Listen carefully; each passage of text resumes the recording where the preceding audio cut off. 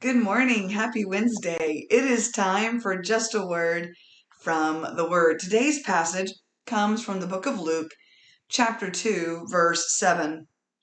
And she, meaning Mary, brought forth her firstborn son and wrapped him in swaddling clothes and laid him in a manger because there was no room for them in the inn. On Monday, we talked about the why of Christmas, restoring broken relationship.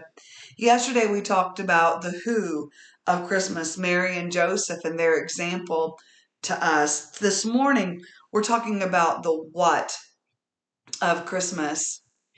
Did you ever stop to think that Mary and Joseph, after they had accepted the will of God and stepped in to walk in the will of God, they were required to go to Bethlehem, the city of David, for a census, and it was close to time for Mary to give birth to the baby Jesus. Mary and Joseph get to Bethlehem, the city of David, and they try to find a place to stay. Now, most likely, they looked at places where their family lived because most likely they were related to several people that lived in the little town of Bethlehem. But the scripture lets us know that they couldn't find any regular rooms to stay in.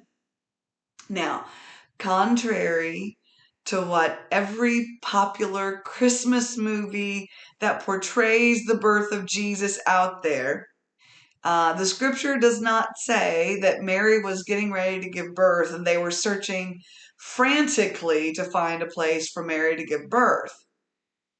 It just simply says that it was close to time for her to give birth and they couldn't find any regular rooms. What we do know is that the place that they found to stay was a place where the animals were kept. How do we know that?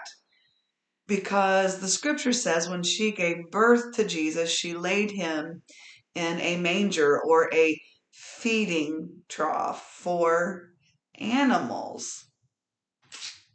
That's what we know for sure.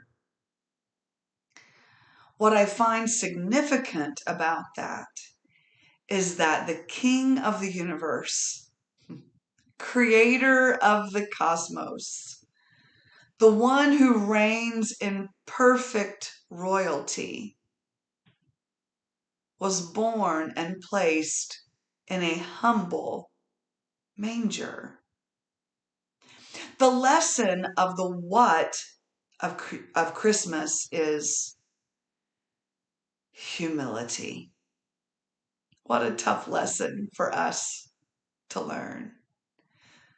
That sweet babe should have been born in a palace, in the most grand palace in the universe, and yet we find him placed in a feeding trough for animals. It was a humble place where he was born. His humility is an example to you and me. The prophet Micah would say that we know that we should do justly, love mercy, and walk humbly before our God. We are called to walk humble. In a world, in a culture that says protect yourself, promote yourself, do everything to take care of yourself, and not necessarily have to worry about the needs of others.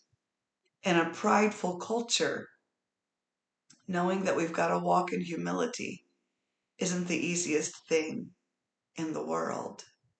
And yet, today's just a word from the word is that. Walk humbly before our God. If we learn any lesson from Christmas, let it be the lesson of humility.